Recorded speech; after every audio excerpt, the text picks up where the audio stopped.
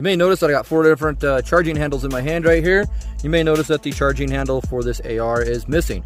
We're going to be doing a test today to see which one busts gas best for you, whether it's a standard Milspec one, the T-Bone Strike Industry, the Breek Arms Sledgehammer, or just a cheap-o ambidextrous one. Stay tuned and find out.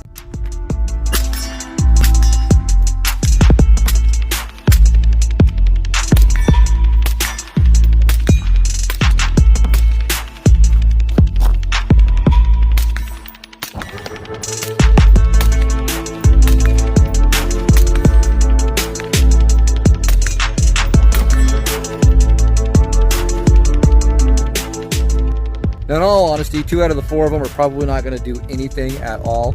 And we don't have a high-speed camera out here to see how the gas is or how the gas is different.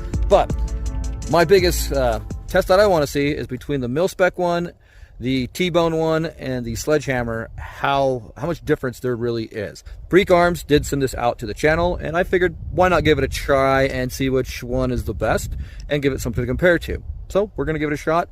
You guys at the end of the day, tell me what you guys think at the end of the video on which one busted the gas the best. I will let you know my comments at the end of the video as well, and we'll go from there. All right, let's get started with the Milspec. All right, so real quick before we start the test, I want to show you guys we are shooting 55 grain ball ammo, pretty good stuff. We are using the Breek lock on the suppressor, AB 810 suppressor. I had a gun that had to go back to a manufacturer, and they like to try to tell me that this is a high pressure back can, even though they say it's a reduced pressure back can. So nonetheless, this is probably my higher flow or higher back pressure can that I have set up for the Breek, and this rifle. So we're gonna go ahead and throw this on real quick, throw these in, and we're gonna give a few shots downrange, zoom the camera in and let you guys see where the gas is at. We have another camera on the back side of me here, so you guys will see it from both sides. Let's check it out. All right, so we have some ears on, we have glasses on. You guys are gonna see from my perspective of what it would be like getting gas back in the face. Let's go ahead and see what it looks like.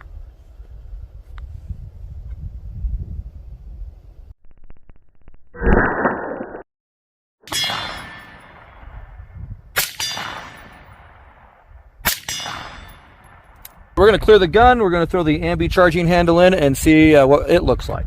You guys can see we have the Ambi charging handle in here. It's kind of nice. It's called a bat wing, I guess. Kind of looks like one, and it charges from either side. That's kind of what it has in relationship with our gas busters. They can be charged from either side. Other than that, it's kind of a Milspec one. Nothing special. Let's go ahead, throw 3 rounds down range, and see if we notice any difference.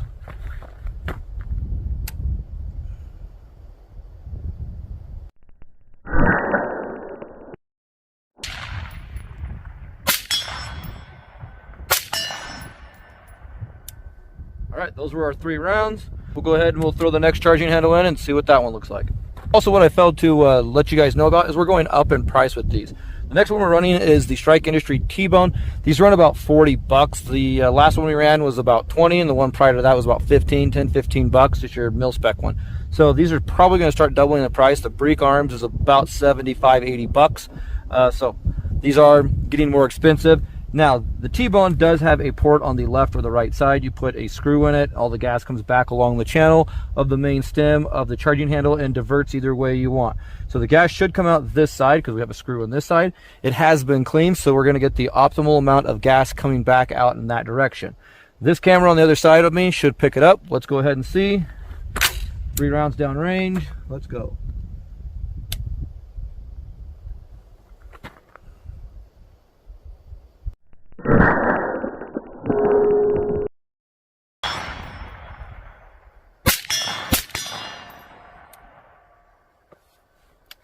Hopefully that quick fire is what I was hoping, is might get see a little bit more gas come out this port here on this camera, but I don't know. We'll see. Truthfully, I can already tell a difference that there is less gas in my face with just this charging handle. So we'll see what the Breek Arms does. Next up is the Breek Arms Sledgehammer. You guys can see that the shelf is a little bit higher back here. So any gas that kicks up back here, it comes away from your face. It has ports to divert it out as well, all along the bottom. And it has like serrations inside the main stem to help turbulence that gas and slow it down and keep it from coming in your face. All right, let's go ahead. We're gonna do 3 shots and see how this goes.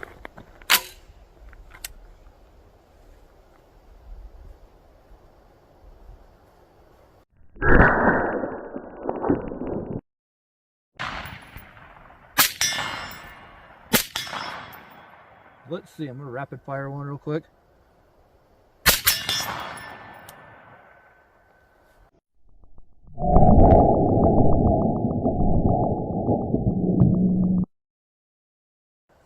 So far, I can tell, without really getting my face up there too close, I can tell that there's a lot less gas with this. A lot, even between the T-bone or not. The T-bone, it does kind of come out this side, but if you have a wind that is coming across your gun, it comes right out and right back into your face. This, it just kind of, it seems like it's pushing it all down towards the bolt carrier group. I don't really feel like I'm getting a lot of it. Let's go ahead. We're going to try this up close as if I was just shooting normal, and we'll throw the T-bone back in and we'll work our way back down, okay? So I'm right up close here. My nose is right here, pretty close to the charging handle. Let's see.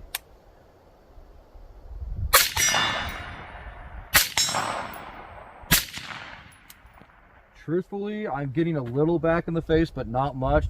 Not like I have before with some Milspecs. Let's try the T-bone now. All right, now we have the T-bone in.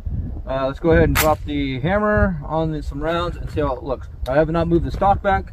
We're gonna go ahead and keep my nose right about there, and we'll do about 3, maybe 2 rounds, and then we'll do 1 round and then 2 really quick.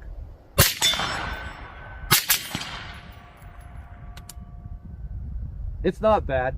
I can almost see the puffs out of the corner of my eye coming out of that. I don't know if it's picking it up on camera, but I can almost see the puffs coming out of it. And I don't know, it's just really weird how I can see that. Let's see.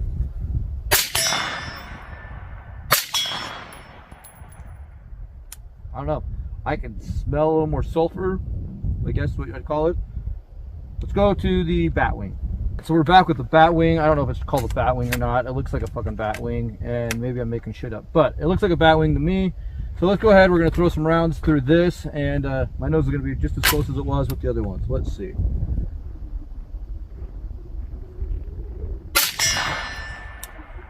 I can tell a huge difference right off the bat between this and the T-bone, and definitely this and the Sledgehammer. The Sledgehammer is 100% better than this. Holy God. I have safety glasses on, and I can feel the gas rolling up over my glasses into my eyes. Yeah, makes me wonder why I would ever run a suppressed gun with a typical Milspec Ambi batwing or Milspec charging handle. Spend the extra money, get yourself something that's going to bust the gas. I prefer the Breek Sledgehammer. Milspec one, it's garbage. It does not do anything. And you guys, if I compare it to the Breek, you can see, I hope, how much more taller this back shelf is right there. Just that alone helps bust more gas. I mean, even the T-bone has that little shelf right there to help bust up the gas. So if you're shooting suppressed, definitely consider getting rid of your Milspec ones instead of eating gas all day. It's not good for your health. And the batwing is basically the exact same thing.